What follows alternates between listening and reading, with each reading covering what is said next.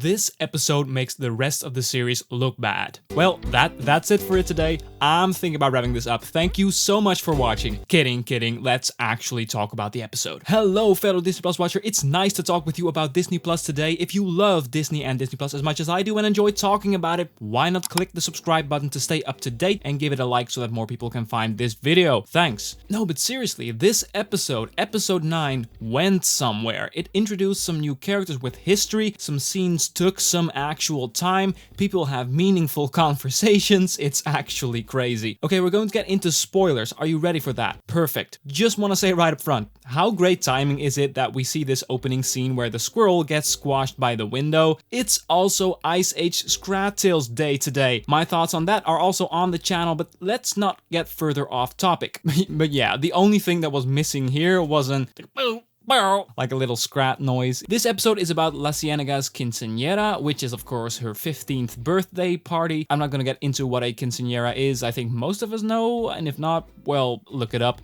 No, but the conflict of this episode is about Sunset's sister Melrose and her daughter La Brea coming to visit La Cienega's family to help prepare for the quinceañera. And right away, the dynamic that I think they maybe could have done more with is how we see La Brea being very close with Sunset and La Cienega with La Brea's mother. I was hoping this episode would have maybe been more about that, about the odds between La Cienega and her mother, whereafter they slowly come together because of the bonds that grow between the daughters and the mothers. Kind of like when someone flirts with someone else in front of the one they're really meant to be with, bringing the other to jealousy. Kind of like how some people have to be shown a mirror of themselves. So maybe that we would see this game of power between the mothers in a sort of competition of who loves the other's daughter the best. I'm already rambling at this point, but I thought this scene told us that the episode was going to be about that. Well, not really. Although we did get the other side of that coin. The feud between the sisters Melrose and Sunset was really enjoyable. I loved the little cheek kiss where they acted like everything was fine, but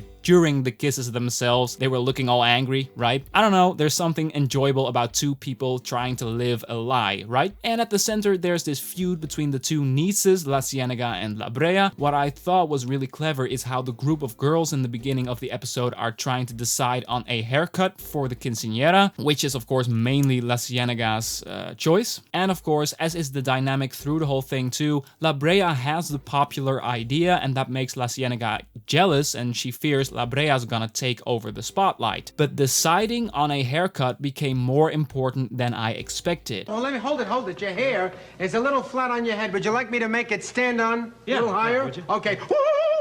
Because no, the payoff of this scene in the barbershop isn't the fact that we see the girls with La Cienega's preferred haircut at the party. It's not just that we see, oh yeah, indeed, they went with La Cienega's idea. Justice for La Cienega. No, it's the final showdown where La Cienega has to trust her niece with her haircut, literally to survive, and also thinking about how for a lot of girls how their hair looks is sacred. I'm overgeneralizing, of course. I just think this episode did a good job on character, and the haircut thing was a really good move. Not even amazing, not even groundbreaking, just required decency this show has been lacking in terms of story and character, and I thought this haircut thing was pretty clever. The scene even pauses and the episode gets to breathe a little bit. I even checked the music again and it's just some strings. It's not the usual hip-hop stuff they seem to put everywhere in the show. It's just two sisters at odds, one desperately trying to get the other to trust her, and it needed some soft strings, some breathing, and they did it. Finally, a scene instead of a collection of sang, trudy, whack, whack, whack, quack, quack, quack, you know? Which is fine, it's fine.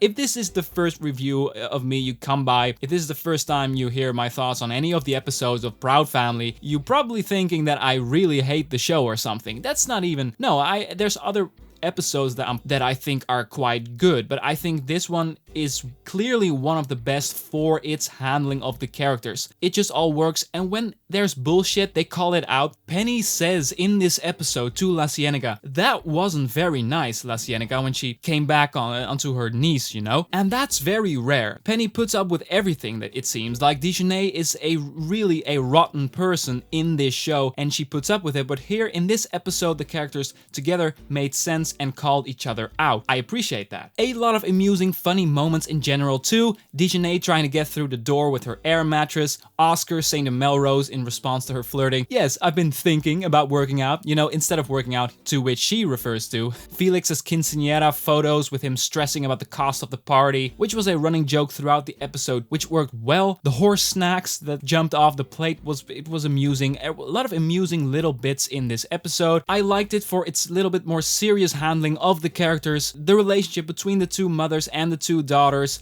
and them coming together. This is how these cartoons are supposed to be. Just a nice story, not too convoluted, a little bit with a nice cap on it, and good character work. Now it's up to you. What did you think about this episode? Let me know in the comments below, and add D+ on the top of your comment if you want me to give my thoughts on your thoughts in the coming Sunday video.